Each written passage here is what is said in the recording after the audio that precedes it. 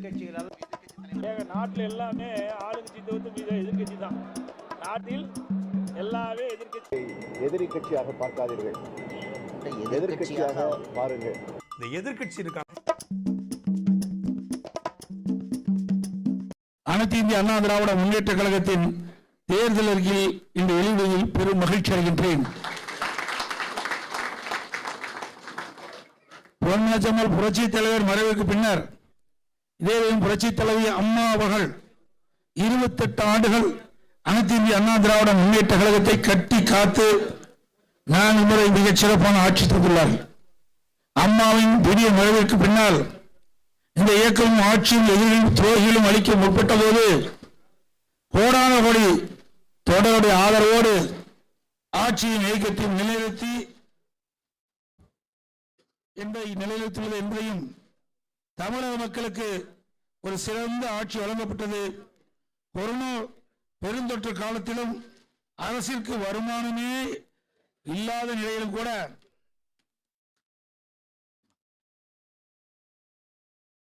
அம்மாவுடைய அரசு ஒருவர் கூட சிரமப்படக்கூடாது என்ற நோக்கத்தில் அதற்கான திட்டங்களை தீட்டி செயல்பட்டது. 7.5% உள்ளீடு ஒதுக்கீடு, குடிமராமத்து திட்டம், காவிரி டெல்டா பகுதியை விவசாய கோரிக்கை ஏற்று மத்திய அரசோடு தொடர்பு கொண்டு பாதுகாக்கப்பட்ட வேளாண் மண்டலம் என்று எங்களது மக்கள் நல திட்டங்களை மிகச் சிறப்பாக செய்துள்ளோம். தீய சக்தி திமுக 2021 சட்டமன்ற பொதுத் தேர்தலில் பல்வேறு வாக்குறுதிகளை அளித்தந்து 4 பகுதி வாக்குறுதிகளை இன்று வரை நிறைவேற்றப்படவில்லை. மக்களை ஏமாற்றி ஆட்சிக்கு வந்தவரு மக்களை மறந்த அரசாங்கம் திராவிட முன்னேற்ற கழக அரசாங்கம்.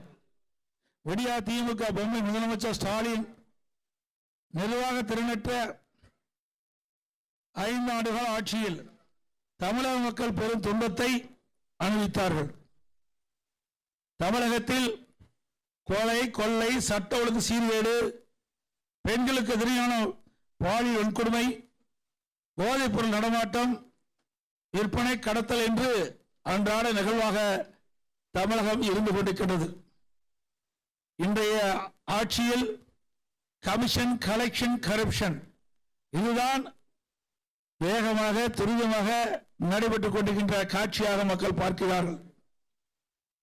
மக்களை ஏமாற்றி அரசியல் செய்யும் விடியா திமுக அரசை ஆட்சியில் இருந்து அகற்றி தமிழ்நாடு மக்கள் தயாராகிவிட்டார்கள். எங்கள் இயக்கத்தின் தேர்தல் அறிக்கை குழுவினர் தமிழ்நாடு முழுவதும் சென்று அனைத்து தர மக்களையும் சந்தித்து அவருடைய கோரிக்கையை கேட்டறிந்து அதன் மூலமாக இந்த அறிக்கை தயார் செய்யப்பட்டுகின்றன.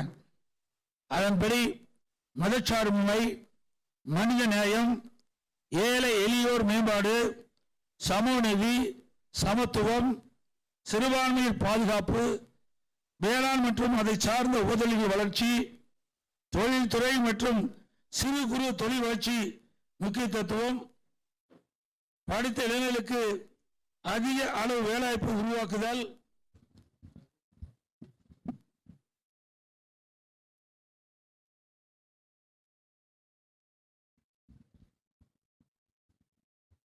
போன்ற அடிப்படை கொண்ட தேர்தல் அறிக்கையாக தயாரிக்கப்படுகின்றது. ஏற்கனவே 3 கட்டமாக தேர்தல் அறிக்கை நாங்கள் வெளியிட்டோம்.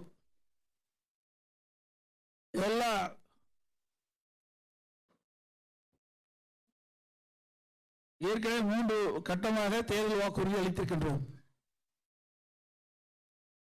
எல்லா குடும்பத்திற்கும் 10,000 ரூபாய் வழங்கப்படும் என்றும், பெண்களுக்கு மாதந்தோறும் 1000 ரூபாய் வழங்குவதை 2000 ரூபாய் வழங்கப்படும் என்றும், மகளிருக்கு தற்போது நகர பேருந்தில் கட்டணம் இல்லாமல் பயணம் செய்கின்றார்கள்.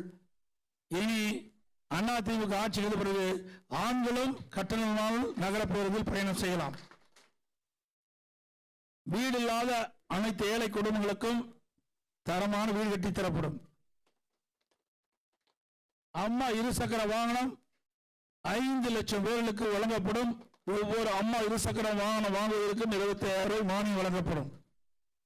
முதியோர் உதவித்தொகை 2,000 ரூபாயை உயர்த்தி வழங்கப்படும்.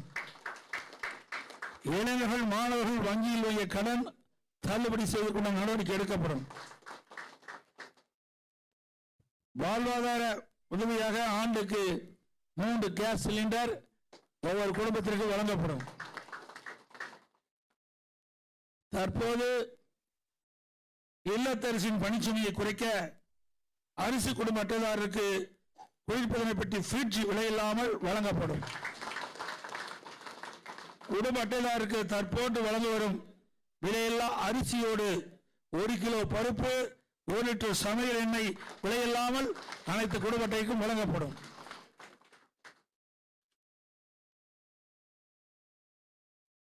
மேலும் பொது நிர்வாகம், விவசாயம், நீர்வளம், கால்நடை வளம், தொழில்துறை, மீனவர் நலன், கல்வி, மருத்துவம், தமிழ்மொழி மற்றும் பண்பாடு, மகளிர் நலன், பெண்கள் பாதுகாப்பு, தொழில், சிறு குறு மற்றும் நடுத்தர தொழில்கள், சுற்றுச்சூழல், வனம், சுற்றுலா, இளைஞர் நலன் மற்றும் வேலைவாய்ப்பு, அரசு ஊழியர், காவலர்கள், ஜவுளித்துறை மற்றும் பத்திரிகையாளர் நலன் உட்பட பல தலைப்புகளில் மொத்தம் 297 அறிவிப்புகள்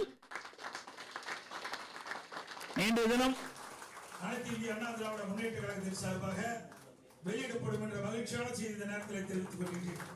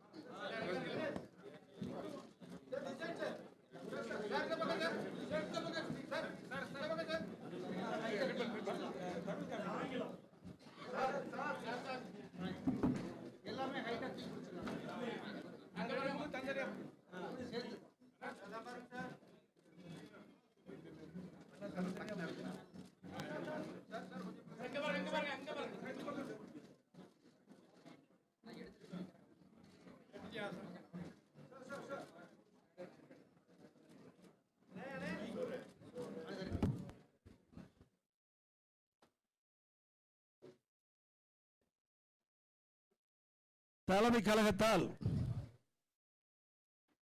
நியமிக்கப்பட்ட தேர்தல் குழு தலைவர் உறுப்பினர்கள் அனைவரும் தமிழ்நாடு முழுவதும் பலதரப்பட்ட மக்களை சந்தித்து அவர்கள் கொடுத்த கோரிக்கையினை ஏற்று சிறப்பாக இந்த தேர்தல் அறிக்கையை தயாரித்த குழு தலைவருக்கும் அது இடம்பெற்றிருக்கின்ற உறுப்பினர்களுக்கும் இந்த நேரத்தில் மனமாற பாராட்டுக்களை வாழ்த்துக்களை தெரிவித்துக் கொள்கின்றேன்.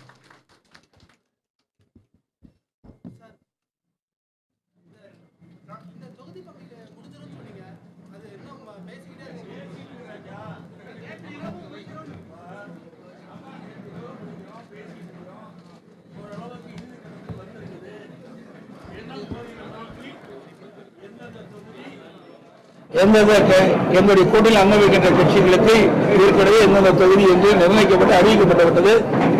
அந்த தொகுதியுடைய விவரம் என்ன 2 நாட்களில் அறிவிக்கப்படும். அது தொகுதி அறிவிச்ச பிறகுதான வேட்பாளர் அறிவிப்போம். நாளை இல்லையே, பிரச்சாரம் வேற, தொகுதியில் அறிவிக்கும். அது பாட்டுக்கு அது நடக்கும், இது பாட்டுக்கு இது நடக்கும். இங்க பக்கமா அதுதான் இருக்குது. ஏன்னா என் ஊர்ல எங்க ஊர்ல சேலத்தில் இருக்கும்போது நாங்க தேர்ந்தெடுத்து போனோம். இங்க இருக்கின்ற பொழுது மயிலாப்பூர் பிரச்சாரத்தை தொடர்ந்து இருக்கிறார்.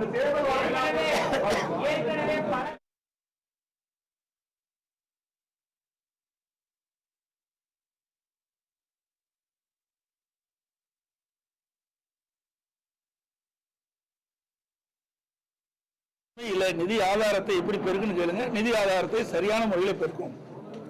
நான் தெளிவா சொல்லியிருக்கிறேன். ஓராண்டு கொரோனா காலம் உங்க அத்தனை பத்திரிகையாளர்கள் ஊடகங்களுக்கு தெரியும். அந்த காலகட்டத்தில் அரசாங்கத்துக்கு வருவாயே இல்லாமல் இருந்தது. அந்த காலகட்டத்தை கூட சிறப்பான ஆட்சி கொடுத்த அரசாங்கம் அதிமுக அரசாங்கம். அதனால நிதி ஆதாரத்தை பெருக்கி நாங்கள் அறிவிக்கப்பட்ட திட்டங்களை முறையாக செயல்படுத்துவோம். ஒவ்வொரு வருஷமும் ஒவ்வொரு தேர்தலின் போதும் திமுக தேர்தல் வாக்குறுதிகளை வெளியிடுறாங்க. வெளியிடும் போதெல்லாம் என்ன சொல்றாங்கன்னா திமுகவுடைய தேர்தல் அறிக்கை தான் அந்த தேர்தலில் கதாநாயகன் அப்படின்னு. இப்ப யார் கதாநாயகன்? அனைத்து இந்திய அண்ணா திராவிட முன்னேற்ற கழகம் கதாநாயகன். அதை மாற்றக்கூடிய அளவுக்கு அதிமுகவுடைய தேர்தல் வாக்குறுதி இப்பதான் நாங்க அறிவிச்சிருக்கிறோம்ல. மாற்றது போறதில்ல. இல்ல மக்களுக்கு எது சரி, எந்த அறிவிப்பை கொடுத்தா மக்களிடத்துல போய் சேரும், அதனால மக்களுக்கு நன்மை கிடைக்கும் தான் பார்க்கணும். ஆனா திராவிட முன்னேற்ற கழகம் சுமார் 525 அறிவிப்புகள் வெளியிட்டன. 4 ஒரு பாக அறிவிப்பு தான் நிறைவேற்றிருக்காங்க. எஞ்சி அறிவிப்புகள் வரைக்கும் நிறைவேற்றவே இல்லையே.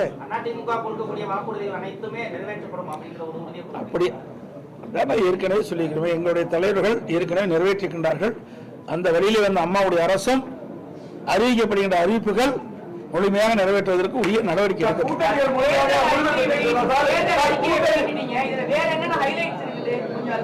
அதெல்லாம் உள்ள படிச்சு பாருங்க.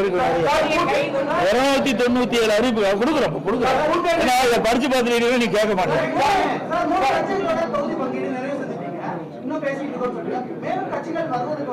இல்ல இல்ல என்ன வாசன் இருந்தாரு, அப்புறம் ஐஜேகே இருக்குது, அப்புறம் இன்னும் ஜெகன்மூர்த்தி அவர்கள் ஜெகன்மூர்த்தி அவர்கள் இருக்காங்க, அப்புறம் இன்னும் இருக்காங்க. சிறு சிறு கட்சிகள்லாம் எங்களோட வந்து பேச்சுவார்த்தை நடத்திட்டு இருக்கிறாங்க. அநேகமா இன்று நாளைக்குள்ள முடிஞ்சிடும். புதுசா வர்றதுக்கு இதுவரை எந்த வாய்ப்பும் வருவதா தெரியல.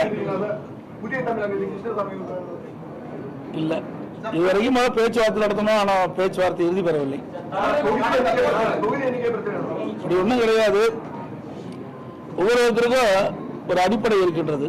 அந்த அடிப்படையில் அவர்கள் கேட்பதற்கும் நாங்கள் சொல்வதற்கும் சில வேறுபாடு இருந்தனால அப்படி நின்று போச்சு.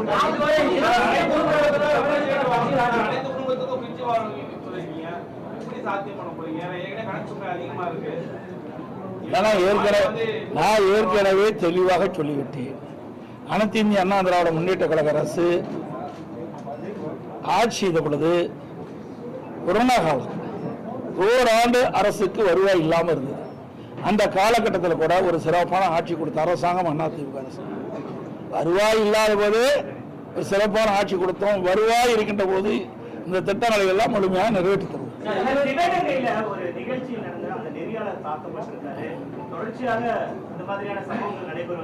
ஆமா ஆமா, அது வந்து இன்றைக்கு இல்லை, இது பல தடவை செய்தியாளர்களை வந்து திராவிட முன்னேற்ற கழகம் தாக்கப்படுவது இயல்பா இருக்குது. இது வன்மையாக கண்டிக்கத்தக்கது.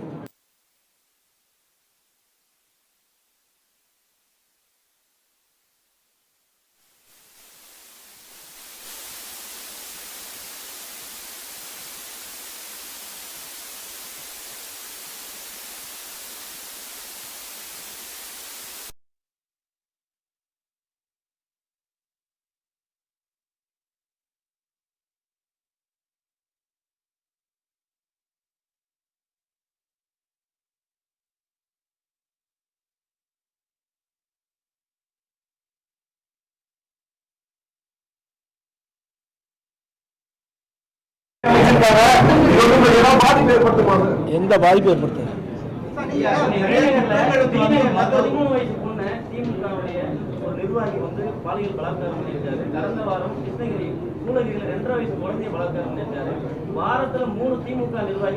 இதையெல்லாம் கண்டித்து தான் நாங்கள் போராட்டம் நடத்தணும். இன்றைக்கு தமிழகத்தில் நிலவுகின்ற இப்படிப்பட்ட சம்பவங்கள்லாம் கண்டித்து அனைத்து இந்திய அண்ணா திராவிட முன்னேற்ற கழகத்தின் சார்பாக சென்னையிலே என்னுடைய தலைமையில் நடைபெற்றது. இங்கே இருக்கின்ற உங்களுடைய தலைமை கழக நிர்வாகிகள், மாவட்ட கழக செயலாளர்கள், மறுபடியும் எங்கள் கூட்டணி கட்சியுடைய தலைவருடைய தலைமையிலே தமிழ்நாடு முழுவதும் இந்த பாலியல் சீண்டல், பாலியல் வன்கொடுமை, அது மட்டுமல்ல கொலை, கொள்ளை, திருட்டு, வழிப்பறிவு இப்படி நடக்காத நாளே இல்லை. இதையெல்லாம் கண்டித்து நாங்கள் போராட்டமே நடத்தினோம். இந்த ஆட்சி இவ்வளவு போராட்டம் நடத்தி இந்த அரசுடைய கவனத்தை கொண்டு வந்தோம். ஆனால் அதை தடுத்து நிறுத்த திராணி இல்லாத அரசாங்கமாக திரு ஸ்டாலினுடைய அரசாங்கம் இருக்கு. தேர்தலின் போது கூட இது மாதிரி பத்திரிகையாளர்கள் வந்து திமுக பரிசு பொருட்கள் தாக்கியிருக்காங்க.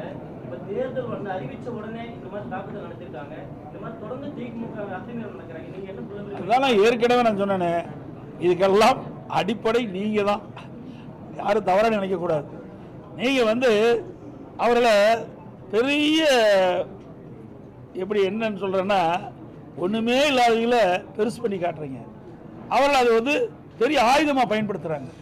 நம்ம யாரும் ஒன்றும் செய்ய முடியாது, என்ன வேணா செய்யலான்னு. தயவு செய்து அருள் கூர்ந்து பத்திரிகையாளர் ஊடக நண்பர்களும் இனியாவது உங்களை பாதுகாப்பதற்காக அவர்களுக்கு இப்படிப்பட்ட அதாவது சம்மதமே இல்லாத செய்திகள்லாம் வெளியிட்டு அவர்களை உயர்த்தாதீங்க.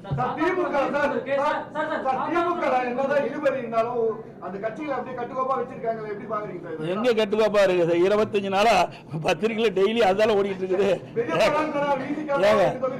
சொல்றதே கேளுங்க. இது கூட்டணி எத்தனை தடவை பத்திரிகை உங்க பத்திரிகை ஊடகத்திலும் பேசிட்டு இருக்கிறீங்க. தயவு செய்து இப்படி அதுதான் சொல்றேன், இப்படி பேசி தான் அவர்களை வளர்த்திட்டு இருக்கிறீங்க. அதாவது உலகத்துக்கே தெரியும் உங்க பத்திரிகை ஊடகம் போட்டுட்டு இருக்கிறீங்க. விசிகா என்னென்ன பேசினார், எவ்வளவு மனம் வந்து பேசினாரு. அதே மாதிரி அங்க இருக்கிற கம்யூனிஸ்ட் கட்சிகள் தங்களுக்கு ஏற்கனவே வழங்கப்பட்ட தொகுதியெல்லாம் குறைக்கப்பட்டது மன வேதனை வெளிப்படுத்தினாங்க. அதையெல்லாம் நீங்க தொலைக்காட்சியில் தெளிவாக காட்டுங்க, பத்திரிகையில் போடுங்க. நாங்க அப்படி இல்லை, மன உணர்வுபூர்வமா பேசணும், வந்தோம், அறிவிச்சோம். இப்போ தொகுதி எந்தெந்த தொகுதி எந்தெந்த கட்சிக்குன்னு பேசிட்டு இருக்கிறோம். ஒரு நாள் வெளியே வந்துடும்.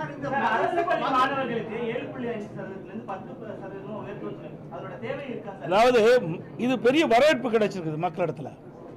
இன்றைக்கு அரசு பள்ளியில் படிக்கின்ற மாணவர்கள் பெரும்பாலும் ஏழை குடும்பத்தைச் சேர்ந்தவர்கள், அதோட நடுத்தர குடும்பத்தைச் சேர்ந்தவர்கள். அவருடைய கனவு, அந்த மாணவருடைய கனவு எப்படியாவது மருத்துவர் ஆக வேண்டும் என்று.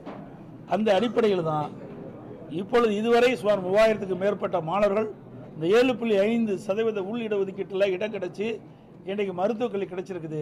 இது கிராமத்திலிருந்து நகரம் வரை அரசு பள்ளி படிக்கின்ற மாணவர்களுக்கு ஒரு கிடைக்கப்பட்ட மிகப்பெரிய பாக்கியம். ஆகவே அங்கே வரவேற்பு இருக்கிறதுனால அதை சற்று 2.5% உயர்த்தி இருக்கிறோம். அதெல்லாம் நீ படிச்சு பாருங்க, நல்லா இருக்கான்னு. அதை தான் நான் நீ அதுக்கு தானே தேர்தல் அறிக்கை கொடுத்துருக்குறோம். எல்லாமே சொல்லிட்டு அதில் அர்த்தமே இல்லாத போயிட்டு.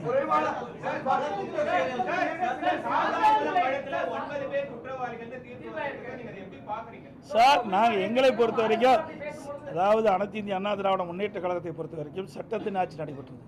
தவறு நடந்தால் அதற்கு உண்டான தண்டனை அவர்கள் பெறுகிறார்கள். இது நீதிமன்றம் வழங்கப்பட்ட தீர்ப்பு. ஆக எந்த இடத்தில் தவறு நடந்தாலும் அது தவறு தான். அதில் எந்த ஒரு மாற்று கருத்தும் கிடையாது. அதே நீதிமன்றம் விசாரிக்கப்பட்டு அதில் தவறு நடைபெற்றதாக அந்த விசாரணையில் தெரிய வந்த காரணத்தினால் நீதிமன்றம் சம்பந்தப்பட்டவர்களுக்கு தண்டனை வழங்கியிருக்கு.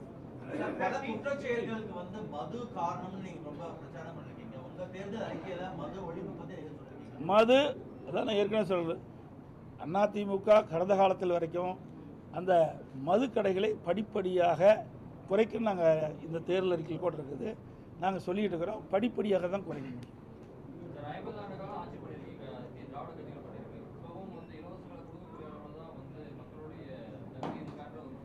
அதாவது எல்லா மக்களும் பணக்காரராக இருந்துட முடியாது.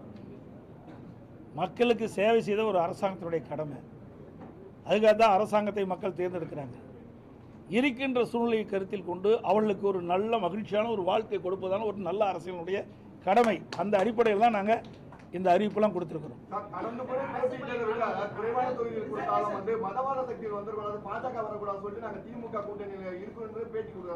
திமுகவே பாரதிய ஜனதா கூட்டணி இருந்தா அதுக்கு என்ன சொல்றீங்க? திமுகவே பாரதிய ஜனதா கூட்டணி இருந்தா இல்லையா? இதே விடுதலை சிறுத்தை பாரதிய ஜனதா கட்சியோட கூட்டணி இருந்தாங்களா இல்லையா? எல்லா அரசியல் காழ்ப்புணர்ச்சியின் காரணமாக பேசுவது.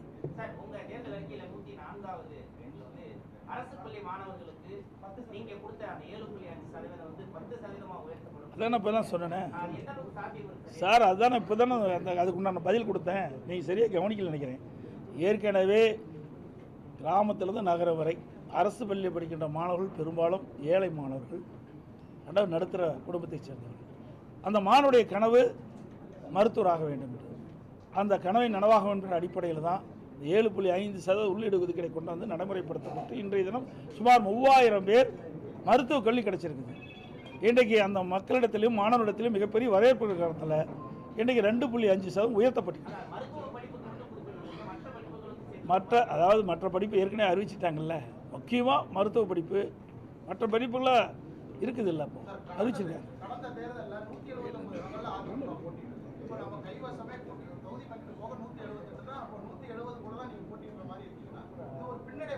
பின்னடைவு முன்னடைவுலாம் கிடையாது. அப்போ திமுக எப்படி இருக்குது? நாங்கள் இப்படி இல்லை. திமுக நிலை என்ன சார்? சூழ்நிலைக்கு தகுந்த மாதிரி தான் கூட்டணி அமைக்கப்படும்.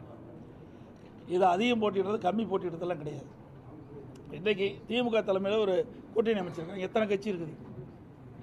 அப்படி பார்க்கும்போது அவங்களுக்கு எத்தனை கட்சி வரப்போகுது? எத்தனை இடத்துல அவர்கள் போட்டியிட முடியும்? அதாவது சூழ்நிலைக்கு தகுந்த மாதிரி நம்ம கூட்டணி அமைக்கிறோம். அந்தந்த கட்சிக்கு நிலை கருதி அவர்களுக்கு சட்டமன்ற இடங்கள் வழங்கப்படுகிறது, தொகுதி பங்கில் வழங்கப்படுகிறது. அதிமுக மட்டும்தான் சாதாரணமா இருக்கக்கூடிய தொண்டர்கள் வேட்பாளர்களாக வர முடியும். இந்த முறை வேட்பாளர்கள் எப்படி இருப்பாங்க? அதெல்லாம் அறிவு பின்னாடி பாருங்க. வேட்பாளர் குமாரி தான் இருப்பாங்க. அதாவது அதான் நாங்கள் வேகமாக சென்று கொண்டிருக்கின்றோம். பார்த்தீங்க, நேற்று அறிவிச்சு கொடுத்தோம், இன்னைக்கு தேர்தல் அறிக்கை வெளியிட்டுட்டோம், நாங்கள் பிரச்சாரத்தையும் தொடங்கிட்டோம். இப்பொழுது வேகமாக துரிதமாக ஏற்கனவே எங்களுடைய கூட்டணியில் அங்கமைக்கின்ற கட்சிகளெல்லாம் எத்தனை தொகுதி என்று அறிவிக்கப்பட்டு விட்டது. அந்த தொகுதியினுடைய விவரங்கள் இப்பொழுது பேச்சுவார்த்தை நடந்து கொண்டிருக்கின்றது. இதை முடிவு செய்தவுடன் உடனடியாக எங்களுடைய கூட்டணியில் அங்கமைக்கின்ற கட்சிகள் அனைத்துமே அவர் கட்சியின் சார்பாக வேட்பாளர் அறிவிக்கப்படுவார். அனைத்து ஊடகங்களுக்கும் பத்திரிகை நண்பர்களுக்கும் நன்றி.